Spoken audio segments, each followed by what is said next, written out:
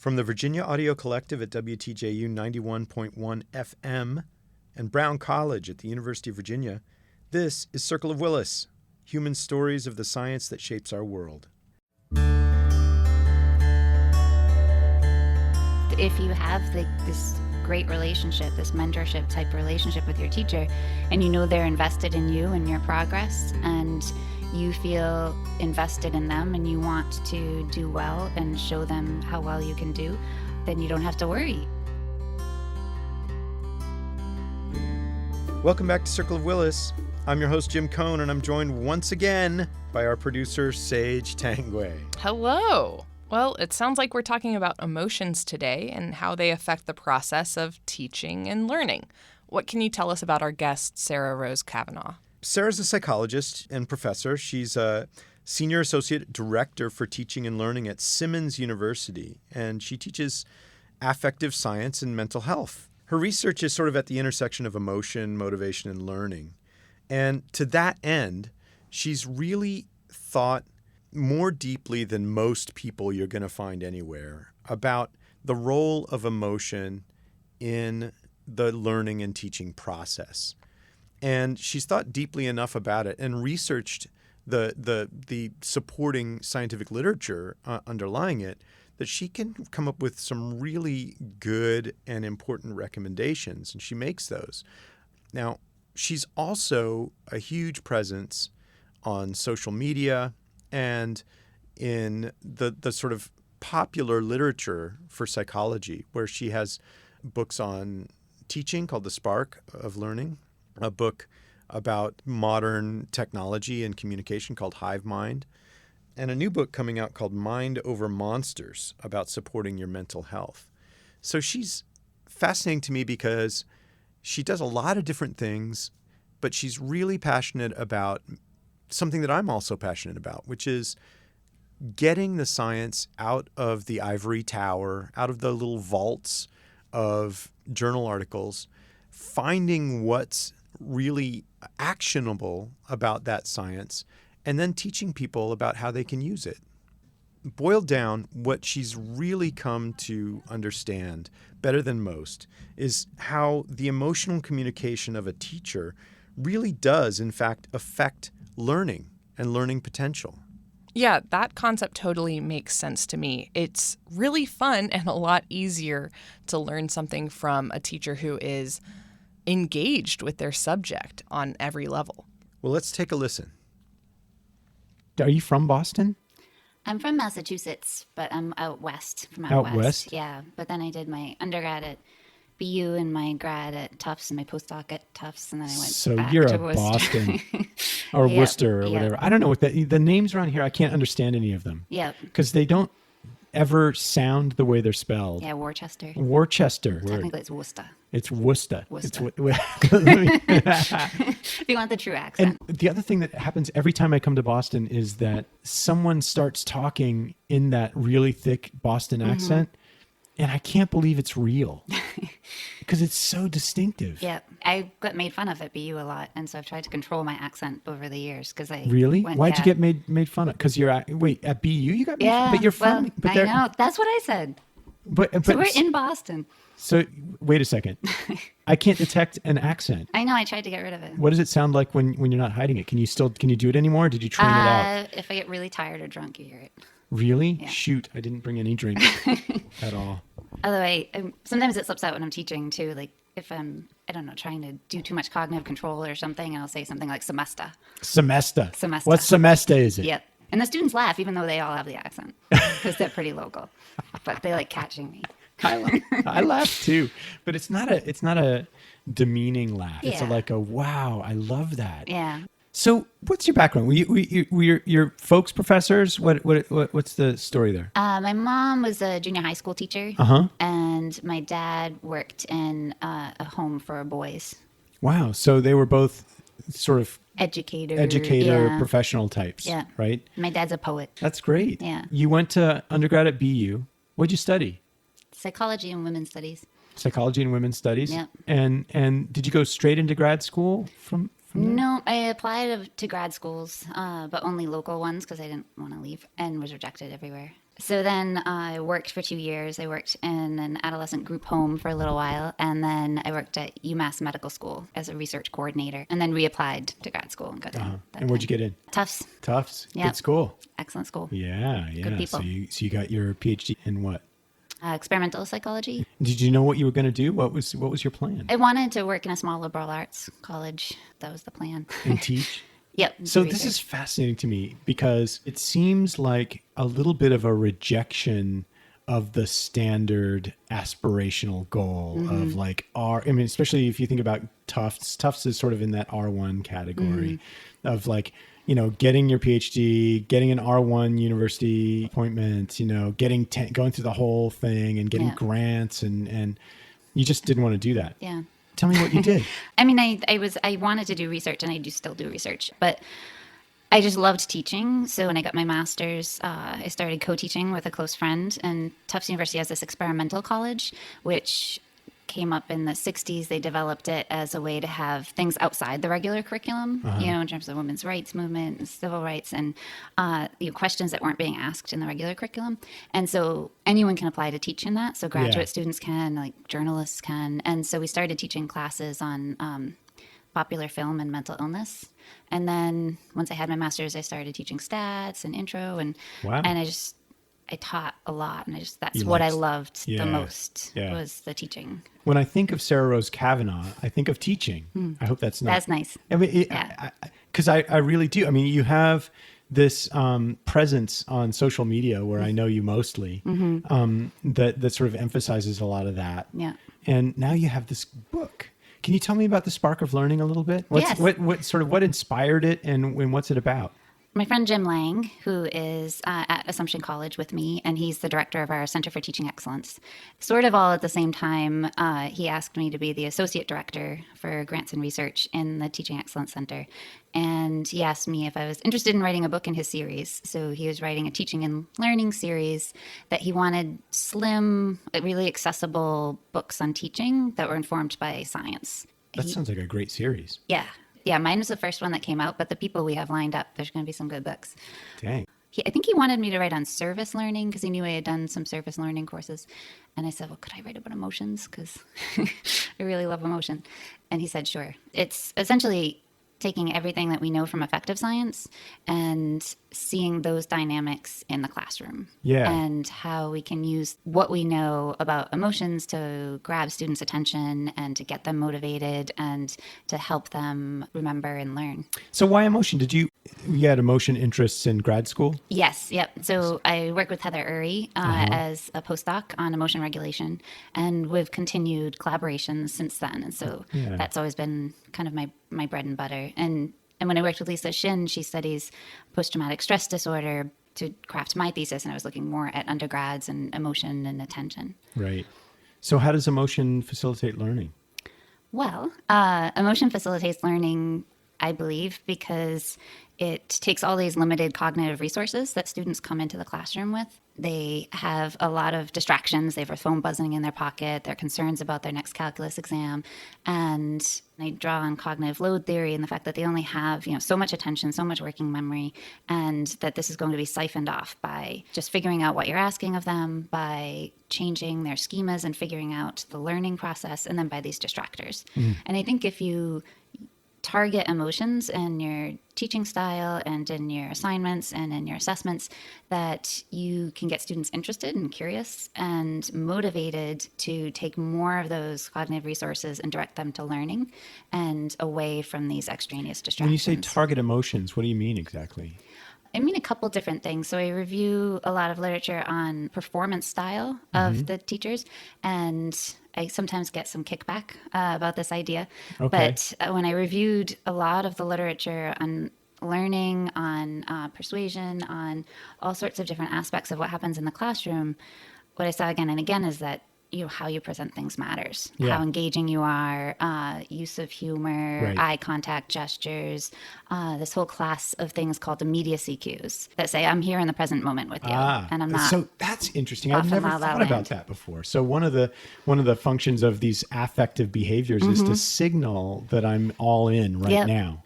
So that's all the kind of performance aspects of, managing your impression and being enthusiastic and energetic and at the front of the classroom. And not everyone's comfortable with that idea. Some people that I talk to, feel like, well, I'm a scholar and, what's important is the ideas and Right. and that emotions are a distraction. I've heard from people that performing cheapens the activity, that it's not I'm not performing. I'm providing a service. This is an important thing. We have to have gravity. Yep. And that comes from sometimes some very different people from the scholar people. So another resistance is, well, it's inauthentic if I'm concerned about performance. Right. Right. But I try to look at it more, not as performance like acting, but performance such as caring about how you're delivering the message. So the message is very authentic and it's the message that you're trying to deliver, but that there are these subtle behaviors that we know from affective science and we know from social psychology that communicate to the students, that I am here with you. And that just by being aware of and managing those, I don't think that necessarily is inauthentic. Does that mean there's more of a diversity of ways to be authentic and engaging? Yes. Than it might sound at first blush? Yes. I think, not everyone's going to be jumping around the front of the room. Right. And, and I always get these questions when I lead faculty workshops, what about the introverted professor? Yeah. Right. And I think that absolutely there are methods and you want to show your true self, and not everyone is going to have, the same levels of exuberance. I remember reading somewhere about teachers that there is this huge diversity in ways that teachers can behave specifically. But the thing that good teachers tend to have in common is this authenticity, this sort of perceived immediacy. And I can even remember that from my own life growing up. You can also target emotions with the kinds of assignments and activities that you do in class. And there I review, there's a researcher, Reinhard Peckrin, who has a whole theory of academic emotions and emotions in the classroom. And he says to choose things that have high control and high value. Let students feel autonomous and give them choice and say in their learning. And that's going to motivate their performance and get them more interested. And then value being either personal values such as self-relevance, what is the relevance of this material for me? Right. Or things like service learning, giving back to the world. How is this going to help me in this Creating moment? Purpose almost? Yes, exactly. Exactly. Yeah. Wow. Do you think that there are certain topics that just resist those kinds of things? So I think that there are some inherently less emotional, less interesting activities that we have to do in the classroom, but I think we can still choose frames that get students engaged. Yeah. There's Dan Chambliss, who's out of Hamilton College, I believe. He wrote a book called College Works, and they studied their students for 10 years, out, and what factors predicted them looking back and saying, yeah, I loved college and things like that. But what he found was that students choose their majors based on basically falling in love with the professor. That it's just, he again and again heard all these stories of, I was going to be an economics major. And then I took this English lit class. Wow. And I just, And so he has all these pieces of advice for administrators. And he says, if you want to increase retention, don't build a new science center. Just take your most charismatic professors, put them in the middle blocks of the day, because that's also how students choose their classes, teaching intro courses.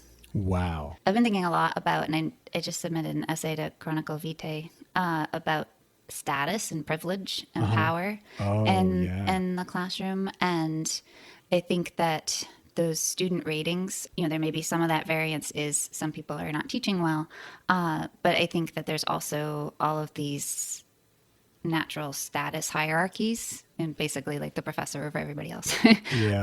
And we just hold so much power over them, over their grades, over whether they're going to get into graduate school, whether they're going to get a good job, based on the strength of a recommendation letter.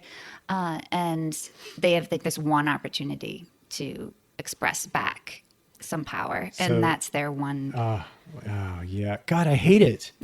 I hate the whole thing. Yeah. Can I just say, I'm going to put this out in the world, and I'm just going to say it. I cannot stand to grade people. I like to give people feedback, but the whole system of assigning grades and GPA and all that stuff, I hate it. Yep. oh my God, I hate it. Yeah. Yeah. No, it's the worst part of the job. Yeah. I agree. I mean, I do think feedback is helpful. And we know empirically that feedback is helpful, especially when it's closer to the performance. Yeah. I mean, I think ways that we can make it slightly better, something I've over the years moved to more and more in my own teaching is way more frequent assessments that are smaller so that you're not overwhelming your grading pile. But these small assignments that build throughout the semester so that, yes, each individual grade that you give is fraught, but you're giving feedback on it. And in the book, I review some literature on discrepancy and progress feedback, and the fact that we almost always only give discrepancy feedback, that this is the deficit with what you just did. With what you just did. But we need to give progress feedback. And, on this draft, you did this, but then you improved it over here, or I've seen this skill grow. And then each individual thing feels yucky to the student when they get it back and they don't have an A. But they have so many opportunities to better that and so much more feedback that it takes away a little bit of that sting about the grading that I hate too. I think there's also a new development of these teaching professors, right? I have a friend who's in a position like this, and it's tenure track teaching. And that's a very good idea. Yeah. And this is not an original idea, but the skill sets and the likes and dislikes of like a research career and R1 research career and a teaching career are not overlapping that much. Right. And so maybe we need, researchers who don't do a lot of teaching and teachers who don't do a lot of research. I don't know. It seems that way. I've heard that said before. I would have to say that I would feel very sad if I did no teaching. Yeah. I enjoy teaching, but I get it. In most cases, specializing is the right thing to do if you want to increase quality. But there could still be like lecture series or something like the research professors could give lecture series. I'm not saying we should take all the teaching away and that right from research professors, but I do think it's important that we start thinking about a lot of these questions of effective teaching, how to best engage students and best get them to the best heights of learning, because they are paying a lot of money. Yeah. I don't know about Assumption, but they certainly are at UVA. Yeah. So how's this working on this book affected your own teaching? It was interesting. So I've learned a lot, and a lot of like tricks and things that I can pull into the classroom, which has been fun. The process of writing the book was discovering words for things that I was already doing. And that was kind of neat. And just things about the framing thing that I was talking about before, that I would often start a discussion or something with posing it around some current controversy and like bring in like some really dynamic trailer of a documentary and like get them all riled up. I just kind of done that instinctively. But then when I was putting together the ideas for the book, I was like, oh, yeah, this is like getting them energized and pumping up their autonomic nervous system. And then they're going to have more energy and they're going to be more motivated. And then they're going to put more of those resources toward the task at hand instead of like, oh, I'll throw this trailer. Interesting. I mean, teaching my big abnormal psychology class, I start every class with an NPR news story. Yep. And yeah, it does. It starts it out with like a prologue or a preamble, and then we can go on with the class. And I've gotten really consistent feedback that the students absolutely love the NPR spots. That's great. Yeah. Yeah. And puzzles and mysteries. Some people, I know an art history teacher who starts every class with like a YouTube video of a song. And a song. Completely diverse styles of music, and decade and genre. And there's just some clue in the title of the song or the lyrics that has something to do with the topic of the day. Oh, that's fun. And so she had Taylor Swift's We're Never Getting Back Together. And then they were talking about like the Protestant Reformation. And it's a little bit of energy and emotion because it's music. But they're also starting like puzzling out, like thinking, and then thinking throughout the class, and at the end they have to guess, why that song. Storytelling and emotion. Yeah. When you say using emotion in the classroom, what are you referring to exactly?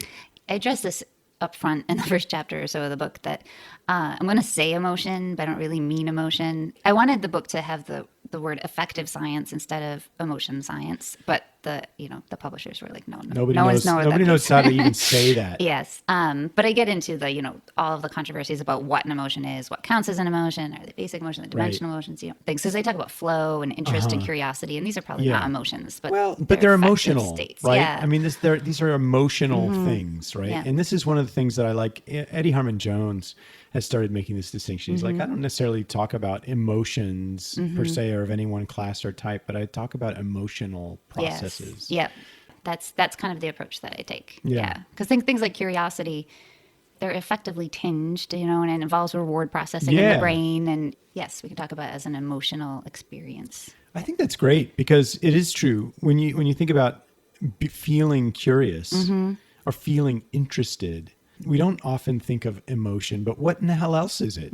Yes, I mean, that's the whole Damasio thing, the Descartes' error thesis, right? That all this time we were thinking that there's cognition on the one hand, and that's in bin A, and there's emotion in bin B. This is how I start all my talks on the book. Yeah. Is that right? Yeah. Right? So Damasio, yeah, Damasio. So emotion is intertwined.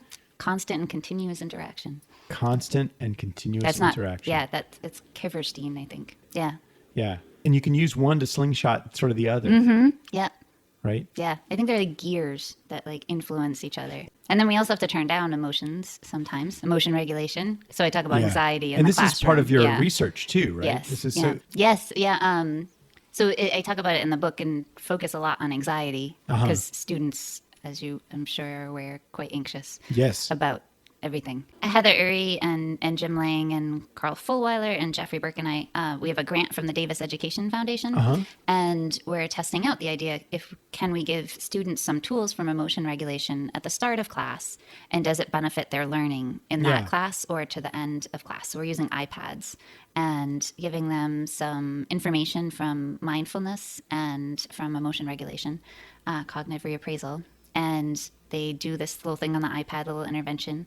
And then the teachers teach, and then they take a quiz. And then we have all sorts of different control days where there's like no intervention, no quiz, or quiz and no intervention. And we're curious to see if does giving students some tools to manage anxiety and frustration and boredom in the class, does that increase how they learn? Our hope is that the type of demand that we're going to be freeing up are distractions, that the emotions, when they're completely non-relevant to what the student's doing in the moment, when they're anxious about how they're going to perform, for instance, that if we can turn down that anxiety, they'll be better able to direct their working memory toward learning. Yeah.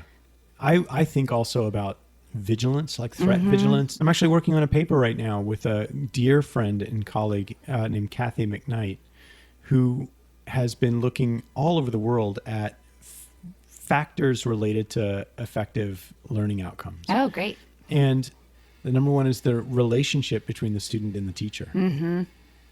Talk about emotional. Yep. If you have this great relationship, this mentorship type relationship with your teacher, and they're invested in you and your progress, and you feel invested in them and you want to do well and show them how well you can do, then you don't have to worry about threat as much, because that they become that person. And we literally see that frees up activity in lateral prefrontal cortex, where, I mean, come on, if you're talking cognition. Right. Yeah. Yeah. So it's perfect. Jeez. That's great. Yep. Yeah, I just read Christopher Emdin's book for white folks who teach in the hood. He talks a lot about the barriers between developing those kinds of relationships if the students don't feel like you know them or that you get them. I think his lessons are broadly applicable to developing relationships with your students and having the conversations and showing that you value their culture. And he has this whole paradigm he chooses for students to represent different kind of quadrants of the classroom demographically, and brings them in as separate meetings with them with like music and food. And they get to decide some of the policies in the class, some of the decisions that you'd make, some of the topics that you'll cover, some of the assignments. They give him feedback from the other students, what the other students are thinking. And then students cycle in and out over the semester. And so all of the students have a voice and can tell the professor what's going on. Yeah, that sounds like a great idea. I mean, although I can recommend my friend's book to you, Small Teaching. You may have heard of it. No, I haven't heard of that one either. This is awesome. Yeah, it's James Lang. But what it is just little tweaks that you can do based on cognitive science to better your teaching. So things that you can do in the first 5 minutes of class, in the last 5 minutes of class, teaching hacks. Oh, cool. Yeah, it's just like, here are some teeny little things that you can implement in the classroom tomorrow that don't require any preparation. What is it called? Small teaching? Small teaching. That's great. Yeah. Tell me about your research a little bit. I'm really curious about a lot of things with fiction reading, but about genre preferences in particular. And this is kind of ad hominem because I get really angry at people who are like lit fic snobs, and the whole research is research. But it is really curious to me why some people are drawn to read like really dark, apocalyptic horror. What is that doing for the person? Yeah. And that forms an escape for them, from reality. And it almost serves an emotion regulatory function for me anyway. And it's like you can shut off reality and go into this alternate world. But then there's whole other types of people who, because reality is so painful, they just want romantic comedies and light and fluffy things so that they can relax. And wow. Yeah. What an interesting question. Yeah. I wonder, do you think that there are emotional reasons that some are drawn to horror? Like, I cannot read horror. I can't do it. I can sometimes read like the Stephen King short stories. Yeah. Because they're funny. And because he's such an amazing writer. Yes. I don't know. This is all speculative because there's no research yet. But I think that there's, for me, some of that tension, like that makes some people twisty and don't like it. Yeah. It's like I'm already twisty.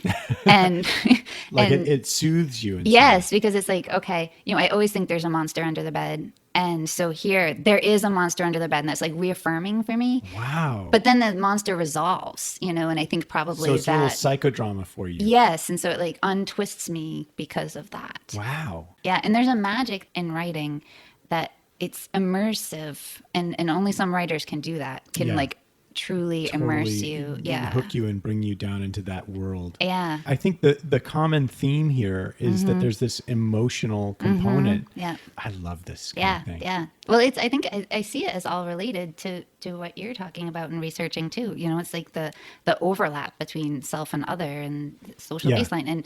And I think that when we read, we do that. We like mind melds with this fictional other, and when we teach, we're trying to take like what we care about and what we know and merge our brains with the students' brains and like give them what we know. Sarah, thanks for coming in and talking to me about all this stuff. No, it's a pleasure. Yeah. This is something I hear from people who maybe didn't have as easy of a time in like high school.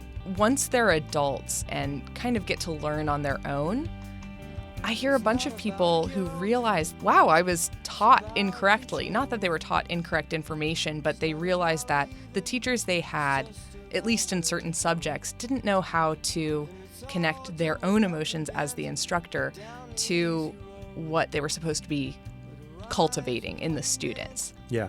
In my opinion, it's a real problem in contemporary pedagogy, especially at the university. But gosh, if you go into high school and junior high school where kids are not sleeping well and they're concerned about relationships, and it's just not easy to keep their attention on something. And I think what Sarah's found is what you don't want is just to like light off firecrackers, underneath their desk. That's not what she's talking about.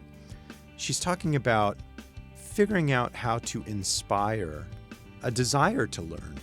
If the student is not engaged, I want you to figure out how to engage them.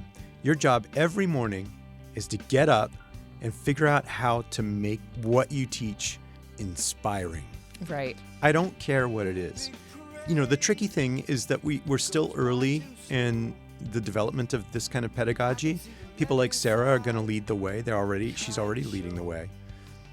But the exciting thing is that we have so much more to figure out, and we're increasingly given the sort of license to let the old factory model of kids sitting in chairs, just doing what they're told for long periods of time, evaluating them with silly exams that sort of defeat the purpose.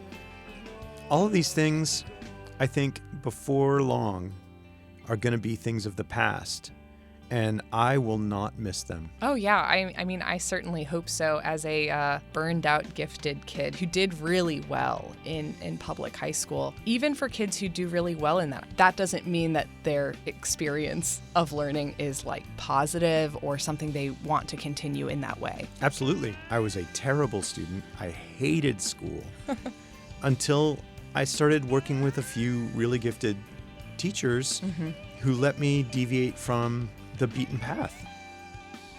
The music of Circle of Willis was written and performed by Tom Stauffer and his band, The New Drakes. For more information on how to purchase their music on our website, visit circleofwillispodcast.com. You can also find all of our old episodes on the website. If you haven't already, subscribe to Circle of Willis wherever you get your podcasts and follow us on Twitter and Instagram for more updates. Circle of Willis, human stories of the science that shapes our world.